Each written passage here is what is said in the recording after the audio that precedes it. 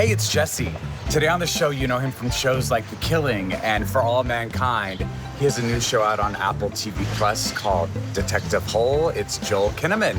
I think it's really healthy to kind of keep your mortality at the front of your mind and just, not forget that we're all dying. Yeah. I mean, I really think it's one of the keys to live a rich and full life. This is Dinners on Me, and I'm your host, Jesse Tyler Ferguson. So today I'm at Crudo y Nudo in Santa Monica, just off of the very busy Main Street. This restaurant is known for some of the best seafood in all of Los Angeles. You know it's fresh when the menu is constantly changing. There's a chalkboard inside that lists all of the day's offerings. I think today we're looking at halibut and scallops. I'm sure some other delectable treats, all pulled from the waters, from Baja to Monterey. And everything's finished off with beautiful flowers and herbs from local farmer markets. There's a reason why this place is on the top of so many lists of places to eat here in LA. I'm very excited to have a meal with my new friend, Joel. So let's get to the conversation.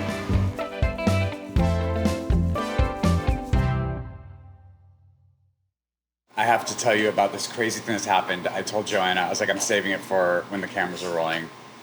Okay, so I'm doing a play in New York right now. Okay.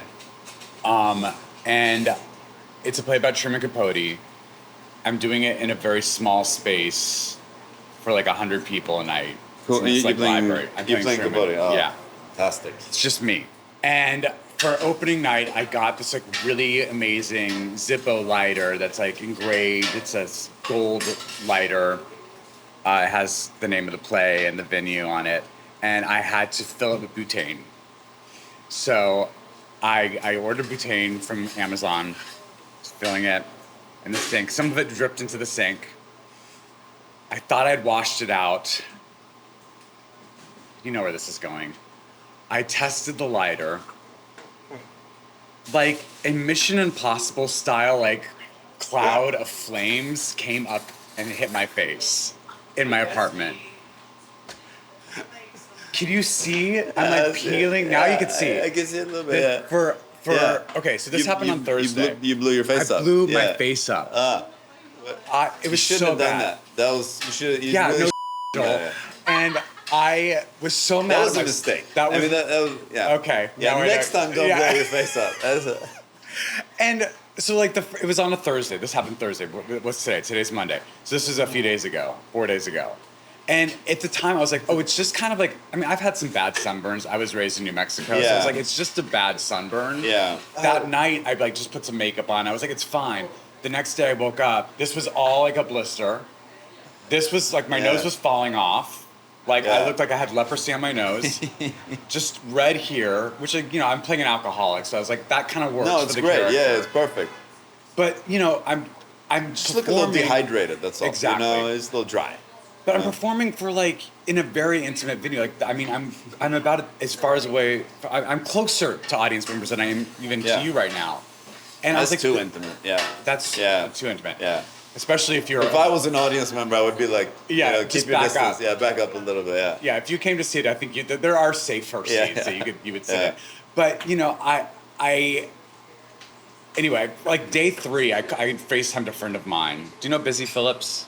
Oh. She's an actress. Anyway, she looked at me and she goes, "What's wrong with you? Go to the doctor." And this was now Saturday. I was well, it's been 2 days already. This is kind of healing, and it's getting worse as it's healing. And she's "Oh my God."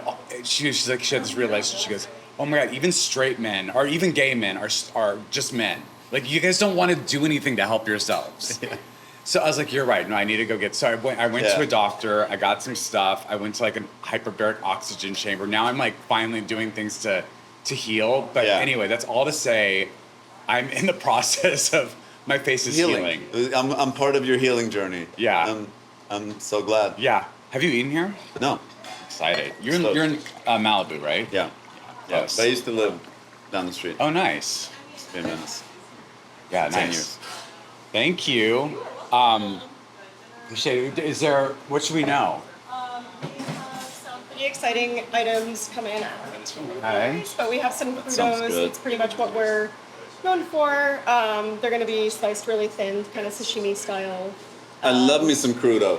Yeah, too. Perfect. It's good. Very excited. Yeah, definitely. We just like to showcase a lot of like local farmers, fishermen, things like that, and so Fantastic. everything is coming either 3 hours up or down the coast. So Essentially. is all the fish wild? Yeah, exactly. Nice. Yeah, it's all coming from like Channel Islands, Oh, Baja, great. but not anywhere like north or south of there, essentially. That's so great. I'm so excited. And are you guys okay with everything? Do you have any restrictions or allergies? No. No, I think I'm good. Thank you. Awesome. I hadn't started watching All Mankind yet, and so I was like, let me just. I was like, I was given a link to start. Like I could see the new episodes. So I was like, no, I'm gonna start at the beginning. This is the problem with having a podcast. When you haven't started, like now I have another f***ing show I'm addicted to. It's so good. Yeah, it's a good show. I'm only 3 episodes in, and I've done enough research to know that you age in each season Yeah. and kind of by a decade. Yeah, not only my character, but everyone. Of Yeah. course, yeah. You're not Benjamin Button. Yeah.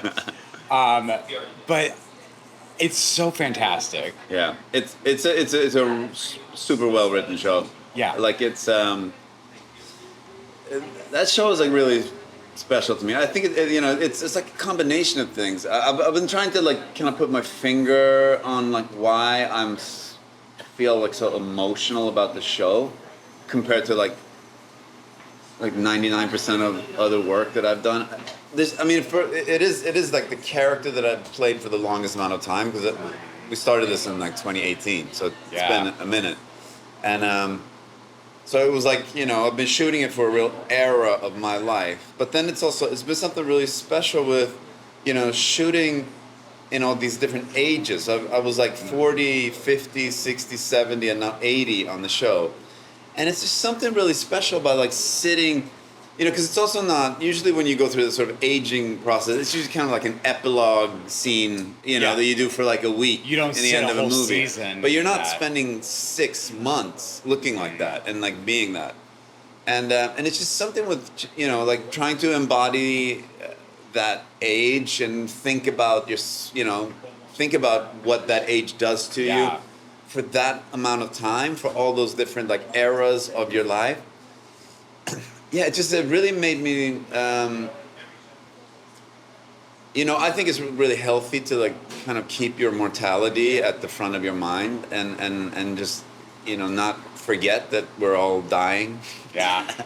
I really think it's one of the keys to like live a rich and full life because I think it's so easy for us in our minds that we sort of just kind of put things away and then we just kind of keep trugging along and then just keep doing our routines, and then all of a sudden like 20 years pass and it's like, oh, why didn't I do that? And then we kind of lose the sight of our dreams or the things that are scary that we didn't really go for and things like that. For sure. But so I think that the experience of shooting on this show just really like put that in front of my face. And How old are your parents? so my dad's like the same age that Baldwin is in the last season. So he's 82. Wow. Yeah. So I think that was also like very emotional, and I was like for the last season I was really like kind of studying my dad in a different way. Yeah. And he's gotten a little grumpy, and it's just like perfect. we're all heading toward grumpy. Yeah. Ooh, this looks great. This looks So this is local bread from Jan Isaac Bakery, Oh, come on now. and then a bit of olive oil from Spain. Oh, nice. No problem. Things on there, yeah. Thank you. That's really good. Bread. So good. Bread. I love me some bread. So you're done shooting the show. You've and how does it feel to? Because it's over, right? That was it. For me, yeah. So it's I Does that die mean in you the next die? I die in the You, next Joel. episode. I said no spoilers. Sorry. Yeah. Oh no. Yeah. So I die in episode 3. Flashbacks. And it was so emotional shooting that. I don't know. Now I'm sad. It was it was so emotional. It was strange. I was like crying my ass off while we were shooting, after we were shooting. I don't know. I think it was something that will connected in me with my dad. You know, it was like, because I was on my deathbed, you know, saying goodbye to my grandson, my daughter, and just something, you know, like about that situation, you know, it's like, I mean, that is going to happen, you know. Yeah. You know, hopefully, hopefully that happens to everyone, that they get to say goodbye to their parent, you know, in a good way. But that is wild to, like, be put in a position to, you know, have to live in that space of passing away and playing the age that your father actually is. I mean, that's wild. Yeah. That's really wild. Makes you think, for sure.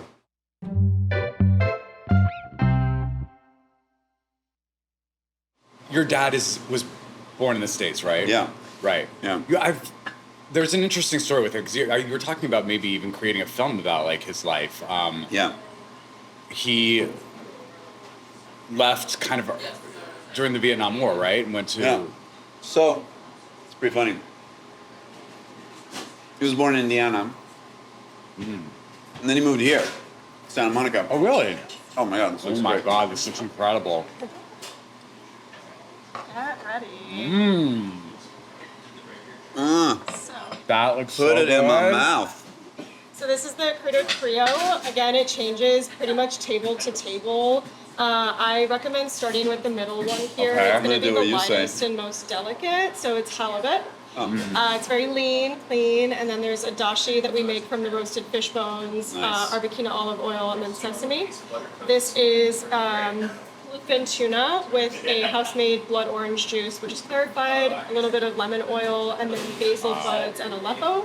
And then finally, the local vermilion rockfish from the Channel Islands with mandarin oil, white soy, earthy bear pepper, and sugar. These look so Fantastic. incredible. You're gonna want that bread to sop up all Okay. the juices too. So. Will do. Joel.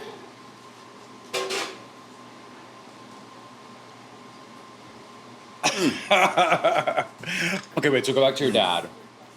Yeah, so he moved here to Santa Monica. He was on Pico, just like 2 blocks away. And that's where they found him in the draft. And he got drafted into the army. He got drafted while high on LSD. Whoa. So he said it was a turtle that like showed up when they were like right when they were like processing him, and he was like, to this day he doesn't know if the turtle was real, but it shouldn't have been a turtle in the middle of. That is really funny.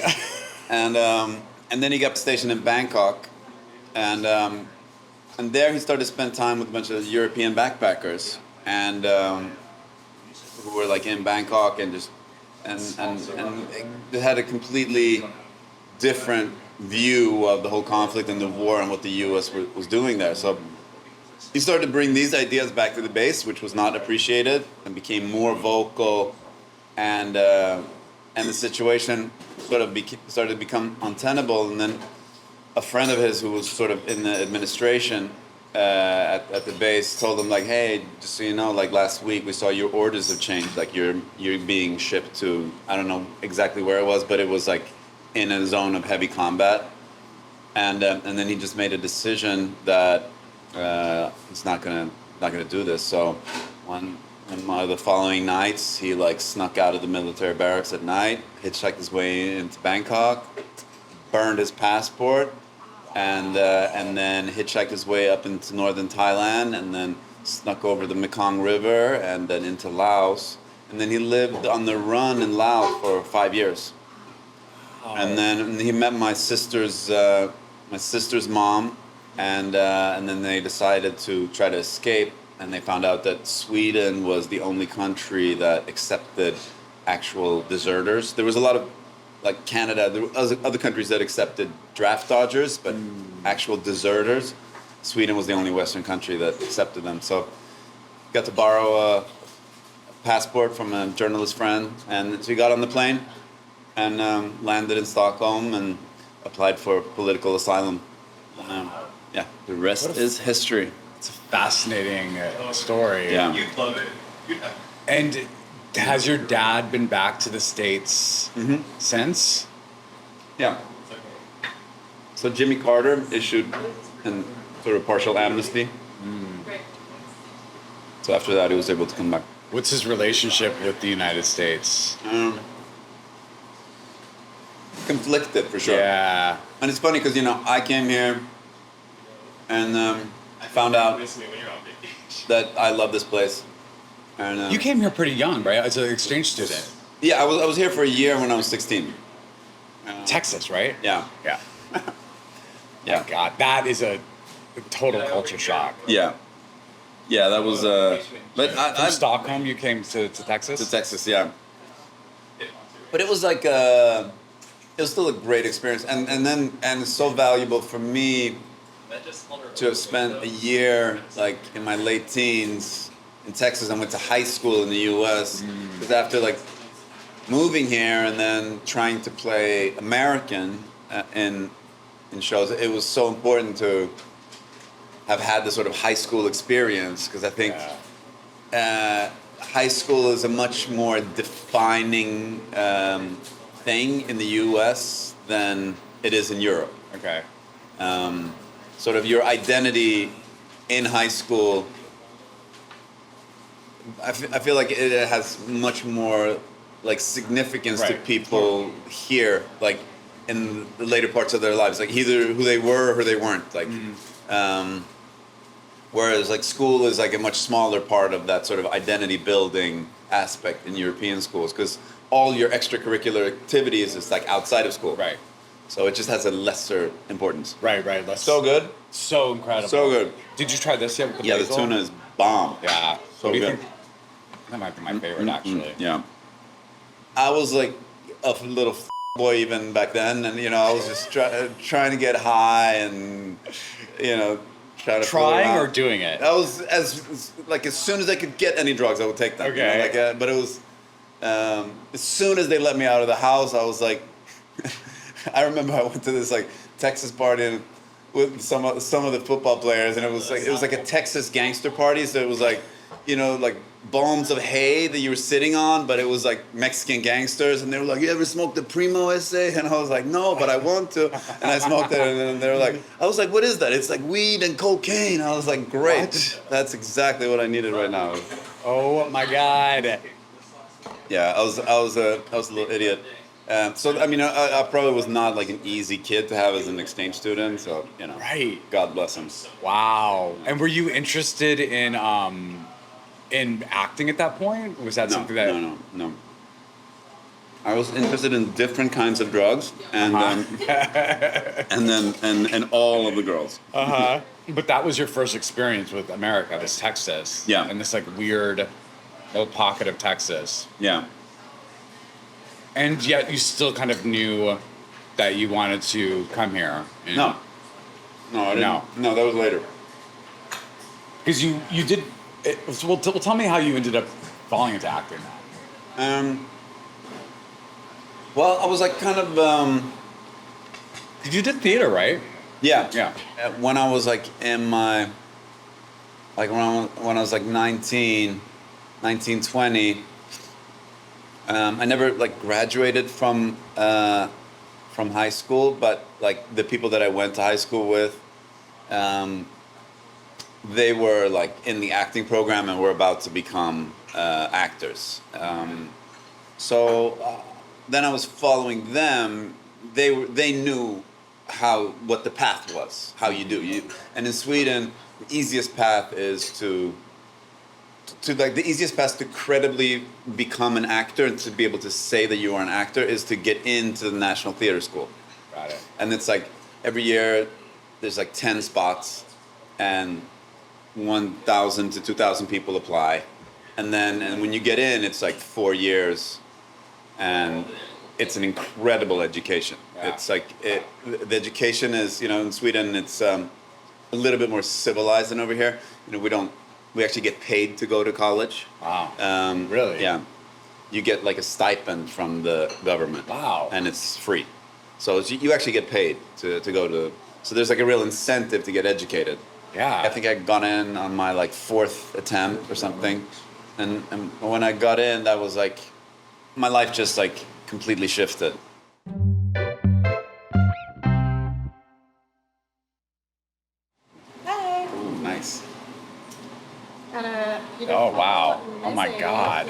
want to hang out with that with the bread? Or Yeah, right. Or do you want to? I don't know. Do you, keep it. It's Why not? juicy, yeah. So this is going to be, I like to say, if you're taking a walk down the Santa Monica Farmers Market Oh, wow. for the week, it's kind of what's going to end up on this plate here. So we have a bunch of different veg. We have some pickled veg and then a green garlic hummus. All of it's Nice. topped off with an almond and hazelnut dukkha and a little bit of piquant olive oil. Wow. Beautiful. I mean, it's so crazy that you have, you know, the two shows that I just watched you in, the other one being Detective Hole, which is so wildly different than, you know, anything I've actually ever seen you in. But you get to also, it's so funny because I was watching and like my iPad must, as a default mode, like go to like it dubs English, and I was watching about half. I was like, this doesn't seem right. Like their lips are really, the ADR on this is really bad. And then I was like, oh, I'm watching it over. Watching it dubbed. And so I started it again and watched it in Swedish, which is so much better. But it's so dark and different. But I was also thinking about how I imagine it must be somewhat freeing to also be able to act in a language that maybe you haven't acted in a while. Yeah. No, for sure. Yeah, I hadn't played in Swedish for over 15 years. Wow. So, it was a couple of months into the shoot of Detective Hole. I had this like little moment with myself, and I was like, oh my god, like what have I been doing? Because I realized while shooting that like playing in Swedish, like I have another gear that I just haven't been using, and there's like something with the language, playfulness with it, this sort of fluidity of, you know, impersonating people and dialects and stuff like that. It's the language that I grew up with like, my first 30 years. But you and your dad spoke English, and you and your mom spoke Swedish. Is that exactly. Yeah. So I spoke English at home. Yeah. So like English is an emotional language for me. You know, a lot of people that have learned other languages, it's like we can speak it well, but they can struggle to like really like express their emotions in a way because it's sort of, I have to translate it internally. It's like I don't have that in English, so I can be fully expressive in English. But there's like something there that is like, and I think my identity is more tightly bound to Swedish. Yeah. It's weird, but it goes back and forth. It's strange. It's funny with language. Like it's, especially when you live this like really bilingual life that I do, where even with my wife, you know, because she's also Swedish, but she grew up in a household that spoke English at home. So her dad's Australian. So we speak both. Oh, really? We speak like, she probably speaks like 70% English to me, and I probably speak 50-50 to her. And very often she will speak English to me and I will respond in Swedish. Really? Yeah. Just a little bizarre. How did you two meet? I slid into her DMs. Oh, really? Wow. Very au courant. Yeah. It took me 7 months to get a date. Really? Yeah. Because I was like... When was this? What year? It was 2018, 2019. Okay. Yeah, we started chatting in 2018. And I was like...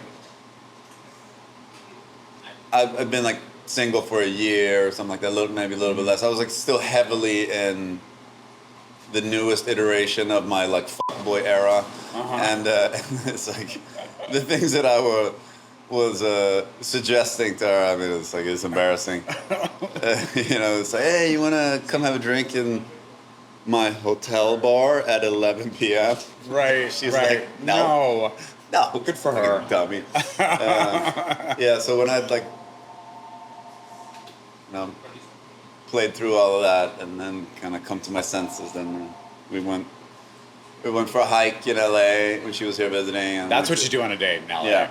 I did that with my husband. And I took on it my for second great. date, yeah. So the hike. That was it. Yeah, it's great. It's like, it's nice. You're out. It doesn't become so obvious that you're trying to smash, you know? I mean, it's literally the same. I had a dinner date with my husband the night before, and then he was like, I like obviously wanted to see him again, and so I made this date to go hiking the next day, and then like it wasn't until like after the hike that things escalated, as we say. And you guys got married at when? Year and a half ago, I think. Yeah. What was that? Almost like? 2 years ago. Well, her idea of a big wedding was like 35, 40 people. That's big. Okay. And my idea of a small wedding was like 120. Okay. So there was not much middle ground there.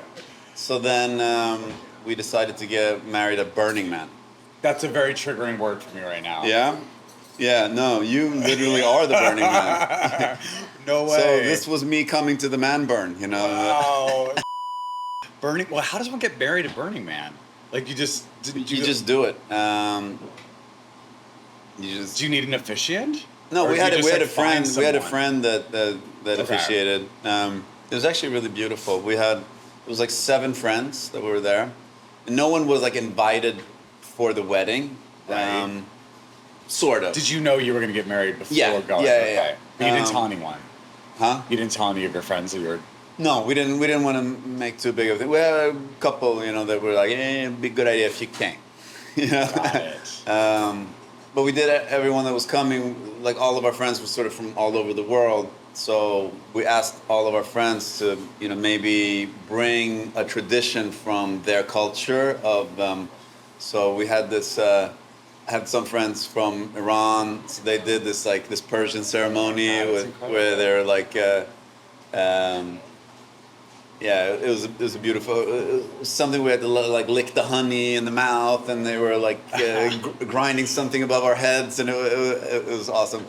And then another friend is Thai, so she had this like sort of Buddhist tradition of like she had this conch shell, and she had this special water in it, and then we got to say our love and our intentions into this conch shell, and then she prayed over it as well.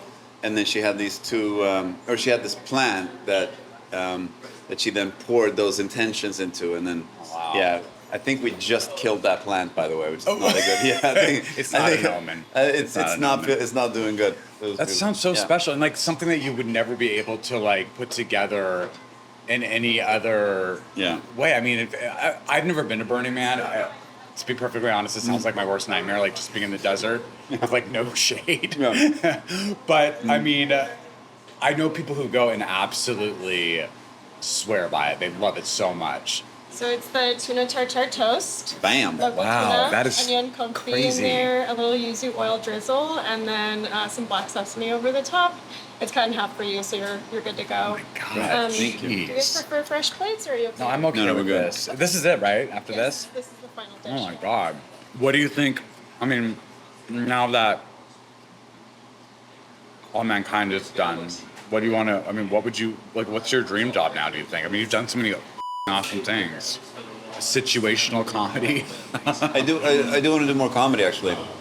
I'm actually like that. That's actually where I want to like kind of focus a little bit more. I really enjoy it, and I have a new show that is going to be great. I'm really looking forward to it, but it shoots in Montreal, and it's like that's probably the last time I'm gonna sign up for something like longer term that's not shooting in LA. Nice. What is it? It's called Bishop. It's the sort of elevator pitch. It's like sort of a mixture between Seven and Succession. Got it. I totally understand him. Yep. Got it.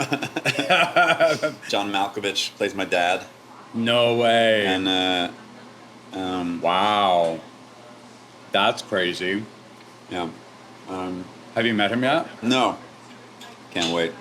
That's gonna be wild. Oh, so good, so fun. I mean, what is it like when you get to work with these? I mean, I love My favorite part about being an actor is that I get to encounter people I just absolutely worship. I know. And get to create with them. And I mean, he's someone that John Malkovich is someone I just love so much. Do you find it intimidating, or I mean, how do you usually? No, I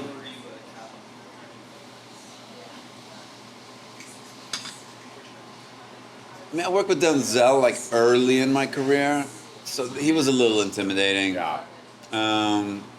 But I also didn't have any like real scenes with him like this. It was just like kind of he put a gun to my head and we had a little conversation with. Yeah. But otherwise, I find like the better the actors are, the easier it is. The easier they are, I know. Yeah.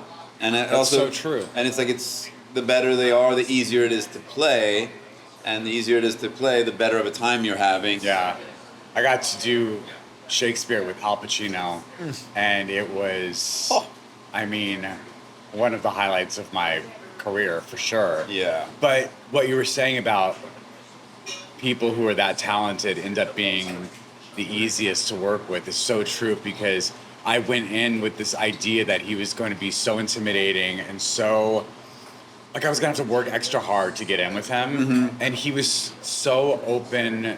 Also, you know, we were doing a play together, so it's like, you know, you're really creating from the ground up, and you're taking the time with rehearsal, which I love so much. I love being able to rehearse. And he's such a creature of theater, and something I am so passionate about. I think he really recognized that, and really the entire cast. But it was such a great experience, and it definitely changed the way I interact with people that I admire now, because I feel like, you know, we're all human at the end of the day, and like we're all doing this thing, and not everyone's gonna, you're not gonna have a great experience with everyone, but all I can do is put my best foot forward and like offer the best version of myself, and hopefully they'll respond to it. And like, if they don't, then that relationship's just probably not meant to be. But he was someone that I really treasured working with. Yeah. You know, it made me think of, I remember when I started working and when I started working here, and when I started getting my first sort of lead roles here, and I realized like, okay, I can really like play a big part in changing the vibe on set. Like if I come in with like a good spirit and like being generous and like showing that this is like a place where we're not like doing bad ego stuff here. It's like here we're making fun of ourselves. You're setting a tone, yeah. And I thought that was like so important, and to be like generous and to create that spirit. I don't know. But now I feel like everyone's doing that. So, but I feel like there's so much like posturing and like sort of virtue signaling around that it doesn't like. I feel now I mean, it's still very important that, you know, people show up and are being generous and warm, but I find like I feel like it's become more and more important for me that people are just like real, that they are themselves, and then or maybe I'm just like, I need to be like a contrarian. I always have to like do the opposite. So now I'm gonna start being an asshole to everyone. Like I'm gonna start being a diva, because that's. Are you feeling like sometimes it's just an act, like that people are? Yeah. I now it's like everyone's like a politician, you know, and it's like like for the gram, you know. Yeah. No, but the one thing that I find like really difficult to deal with is like when someone has like a bad ego, and it's like, and you can tell that they sort of thrive from pushing other people down, like that energy where I don't care about who they're pushing down. It doesn't even, I don't really judge people how they behave towards me. You know, it's more like seeing how they're treating other people. When I see that, especially like from someone that's sort of leading, you know, that's. And nowadays, I think that's a lot more subtle. You know, people don't want to get called out, you know. Yeah. So, but when that energy is around, like, that bothers me. Yeah. Yeah, for sure. I always think I'd be a great number one on the call sheet. No one's let me.